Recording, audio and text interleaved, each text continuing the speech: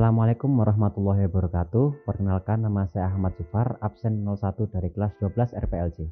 Di sini saya akan membahas materi tentang normalisasi data. Normalisasi data memiliki pengertian sebuah proses yang mengumpulkan atribut-atribut data yang akan membentuk entitas yang sederhana, efisien, non-redundan, serta mudah beradaptasi dan fleksibel. Sehingga nanti dapat dipastikan bahwa database yang sedang dibuat memiliki kualitas yang baik serta efisien. Kemudian tujuan dari normalisasi data ialah pertama untuk menghilangkan serta mengurangi redundansi data.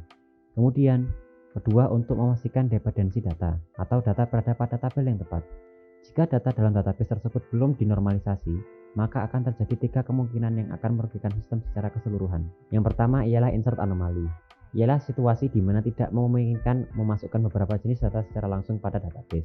Yang kedua ialah delete anomali. Adalah penghapusan data yang tidak sesuai dengan yang diharapkan. Artinya data yang harusnya tidak terhapus malah ikut terhapus. Kemudian yang ketiga ialah update anomali. Adalah situasi di mana nilai yang diubah menyebabkan inkonsistensi database, yang artinya data yang diubah tidak sesuai dengan yang diperintahkan atau yang diinginkan. Kemudian berikut jenis-jenis normalisasi data. Yang pertama adalah first normal form atau 1NF. 1NF adalah bentuk normal yang pertama, yaitu mencatatkan beberapa kondisi sebuah database. Berikut adalah fungsi dalam bentuk normal pertama ini. Yang pertama ialah menghilangkan duplikasi kolom pada tabel yang sama.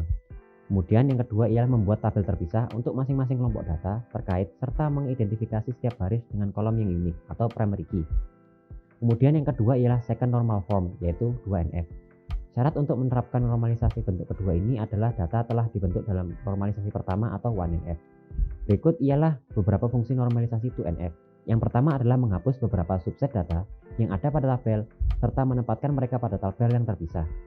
Kemudian yang kedua ialah menciptakan hubungan antara tabel baru dengan tabel lama dengan cara menciptakan foreign key.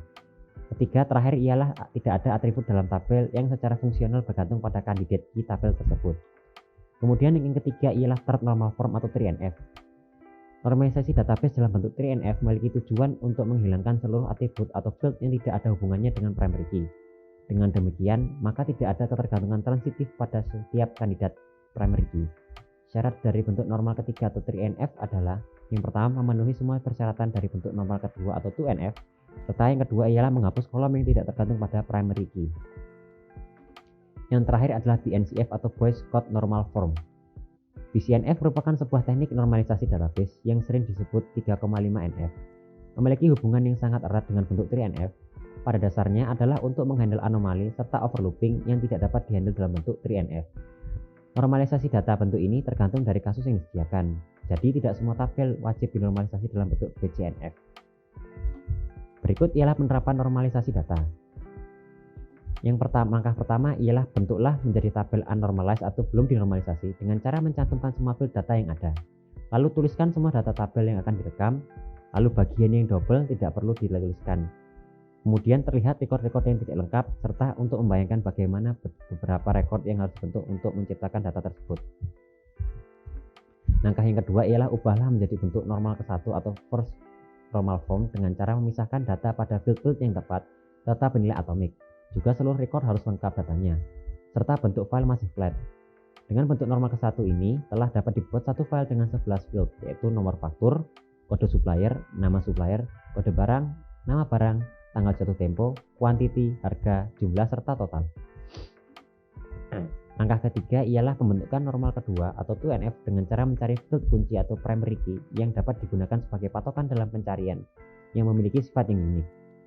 Melihat kondisi dari permasalahan faktur di atas, dapat diambil kunci kandidat primary key sebagai berikut. Yang pertama ialah nomor faktur, kemudian yang kedua kode supplier, serta kode barang. Lalu buatlah 3 tabel dengan kunci tersebut. Kemudian lihatlah ketergantungan fungsional field line terhadap kunci atau key, maka didapatkan tabel sebagai berikut. Yang keempat ialah bentuk normal ketiga atau 3NF memiliki syarat setiap tabel tidak memiliki field yang bergantung secara transitif, namun harus bergantung penuh pada kunci utama atau primary key, maka akan terbentuklah tabel sebagai berikut. Kemudian langkah kelima ialah pengujian di sini untuk memastikan kebenaran isi tabel-tabel serta hubungan antar tabel tersebut.